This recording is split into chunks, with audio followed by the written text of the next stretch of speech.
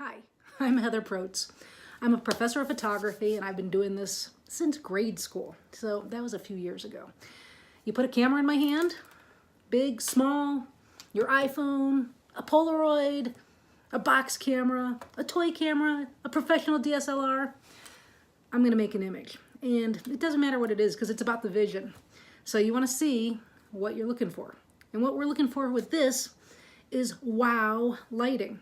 And wow lighting is that time of day where the sun is setting, you get that golden light where it just makes things glow into that blue hour where the sky hasn't gone black but lights have started to pop out in the buildings.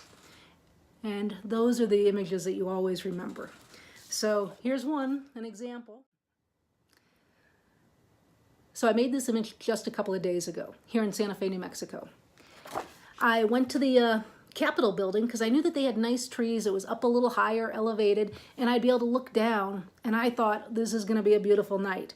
We had some clouds already happening in the sky. There were some fires, and then anytime you get any kind of particles in the sky, sometimes that helps bring the color out. And I just went and hung out. I took 30 or so pictures, and this was the one more time, this was the one that won out. So this image won out because it had something interesting happening in the foreground. Initially, when I got there, I was using some of the trees off in a different location to frame the image. And I moved around, and then I found these planters on the steps. And these little plants popping up in the foreground were very spring-like, summer-like. They just had a good feel, a good energy. And I got down low, had the camera almost in the planter, and shot up, made a few images of the sky and the plants. And they're silhouetted. So they're dark in the front and backlit. And you get to see that glow in the background.